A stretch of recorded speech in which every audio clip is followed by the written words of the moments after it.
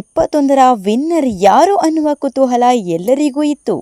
Winner ಯಾರಾಗಲೇಬೇಕೋ ಅನ್ನುವ ಲೆಕ್ಕಾಚಾರ ಅಂತೂ ಜೋರಾಗಿ ನಡೆಯುತ್ತಿತ್ತು. ಅನೇಕರು ಬೇರೆ ಬೇರೆ ಹೆಸರುಗಳನ್ನು ಹೇಳ್ತಾನೆ ಬಂದರು. ಅವರಲ್ಲಿ ಪ್ರಮುಖವಾಗಿ ಕೇಳಲ್ಪಡ್ತಿದ್ದಂತಹ ಹೆಸರು ದ್ಯಾಮೇಶ್ ಕಾರಟಗಿ, ಬಾಳು ಬೆಳಗುಂದಿ, ಶಿವಾನಿ, ಅಮೋಘ ವರ್ಷ, ರಶ್ಮಿ ಮತ್ತು ಆರಾಧ್ಯ ರಾವ್. ಇವರಲ್ಲಿ ಯಾರು ವಿನ್ನರ್ ಆಗ್ಬೋದು ಅನ್ನುವ ಲೆಕ್ಕಾಚಾರದೊಂದಿಗೆ ಅನೇಕ ಮಾತುಗಳು ಕೇಳಲ್ಪಡ್ತಿತ್ತು.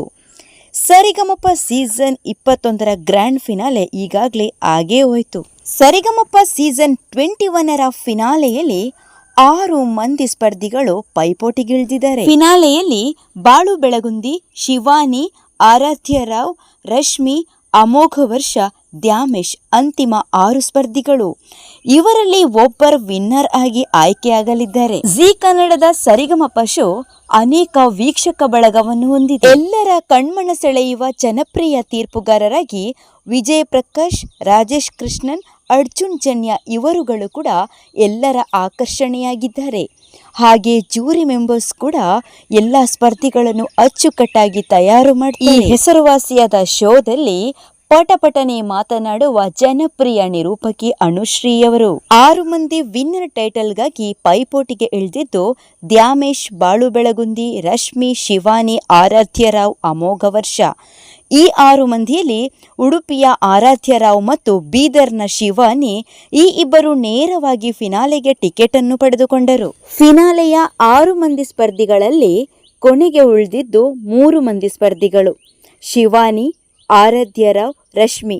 ಈ ಮೂವರ ಮಧ್ಯೆ ಬಹಳಷ್ಟು ಪೈಪೋಟಿ ಇತ್ತು. ಕೊನೆಯ ಸಾಹಸದಲ್ಲಿ ಶಿವಾನಿ ಸರಿಗಮಪ ಸೀಸನ್ 21ರ ವಿನ್ನರ್ ಟೈಟಲ್ ಅನ್ನು ತನ್ನ ಮುಡಿಗೇರಿಸಿಕೊಂಡರು.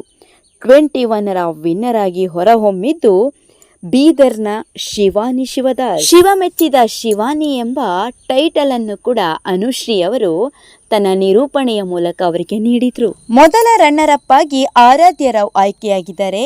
ರಶ್ಮಿ 2ನೇ ರನ್ನರ್ ಅಪ್ ಆಗಿ ಆಯ್ಕೆಯಾಗಿ ಹೊರಹೊಮ್ಮಿದ್ದಾರೆ. ಬಹುದಿನಗಳ ಕುತೂಹಲ ನಿನ್ನೆಯ ದಿನ ನೆರವೇರಿತು. ಬೀದರ್ನ ಶಿವಾನಿ, ಉಡುಪಿಯ ಆರಾಧ್ಯ ರಾವ್, ಹಾವೇರಿಯ ಬಾಳು ಬೆಳಗುಂದಿ, ಬೆಳಗಾವಿಯ ಅಮೋಘ ವರ್ಷ, ಮೈಸೂರಿನ ರಶ್ಮಿ, ಕಾರಟಗಿಯ ದ್ಯಾಮೇಶ್.